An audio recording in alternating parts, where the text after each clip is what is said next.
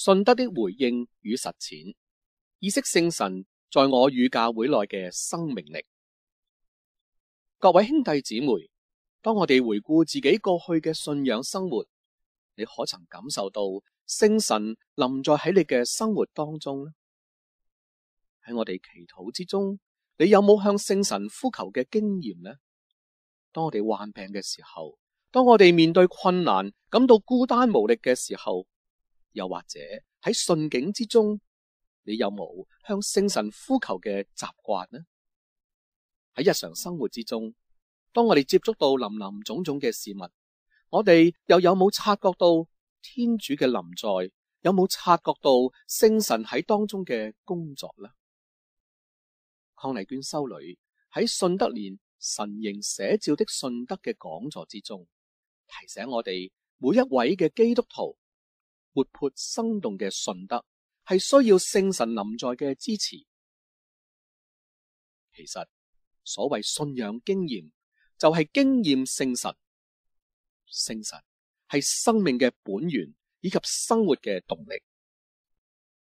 我哋知道宗徒們喺耶穌死後就變得懦弱，後來因為聖神降臨而重拾勇氣、重拾力量以及希望。我哋可以肯定咁話，如果冇聖神降臨嘅話，就冇宗徒傳下來嘅信仰。聖保祿喺格林多人前書咁樣話，除非受聖神感動，沒有一個人能說出耶穌是主。冇錯，只有天父派遣自己兒子嘅聖神嚟到我哋嘅心中，我哋先至懂得稱呼天主為阿爸父啊。我哋嘅信仰活喺一個聖神不斷降臨嘅歷程當中，聖神給予我哋血肉嘅心，給予我哋一個善良嘅心，一個孝愛天父嘅心。聖神更給予我哋一個完全開放服從嘅心，幫助我哋不斷學習超似耶穌基督，學習點樣去成為天父嘅愛子，天父嘅愛女。我哋嘅一生都係要喺聖神嘅帶領之下不斷學習，就好似耶穌基督將整個嘅生命毫無保留交俾天父一樣。耶穌嘅一生都能夠聽到天父嘅聲音，回應天父嘅指引。我哋加入教會成為基督徒，我哋一生嘅信仰歷程就由入門聖事開始。我哋經過水，因聖父、聖子、聖神之名受洗而得到重生，而水就係一個聖神嘅象徵。如果我哋得唔到聖神嘅引導，我哋根本上唔可能得到智慧以及知識。教會根本上就唔可能有宗徒，唔可能有牧者、教師以及先知。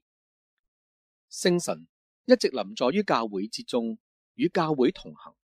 不斷帶領每一個人以及整個教會團體去明白天主嘅旨意，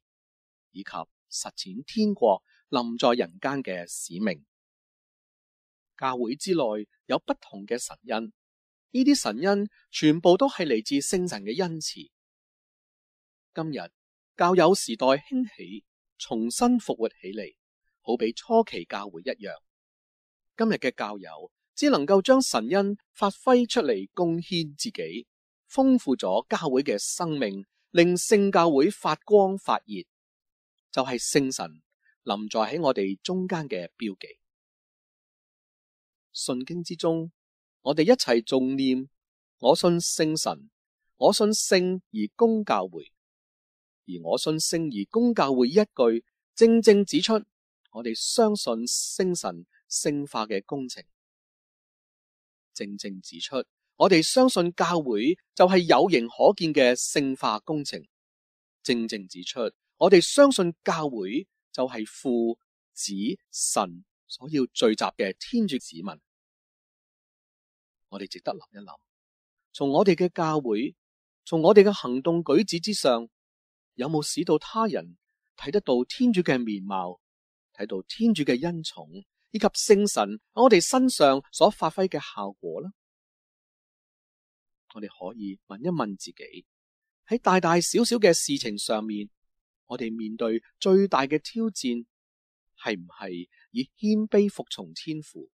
願意拋棄一切為主而交付自己呢？其實每當我哋呼求聖神嘅時候，就係要喚醒我哋嘅心，去聆聽聖神嘅指引。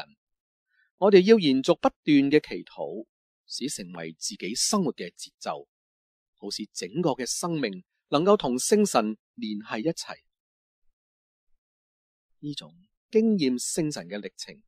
必定使我哋能夠感受到聖神嘅活力，感受到聖神嘅生命力以及生氣，讓聖神喺俗世之中、物質生活之中繼續聖化教會，繼續聖化每一位基督徒嘅生命。正如梵二大公會議教會憲章第4節提到，聖神住在教會內，又住在信友的心裏，在他們中祈禱。各位，我哋可以嘗試喺每日祈禱嘅時候，首先祈求聖神嘅光照，與天主回顧一啲感恩以及未能感恩嘅經驗同埋感受，讓自己坦然與主交談。到時我哋不但能夠意識到天主聖神喺日常生活之中嘅臨在，我哋更加能夠積極回應天主，我哋更加能夠活出天主所喜悅嘅真我。經驗聖神，讓我哋每一位基督徒都能夠喺有形嘅教會之中感受到天主嘅神恩以及生命力，讓可觸可感嘅天主臨現喺人嘅心中，使我哋更加渴慕天主嘅大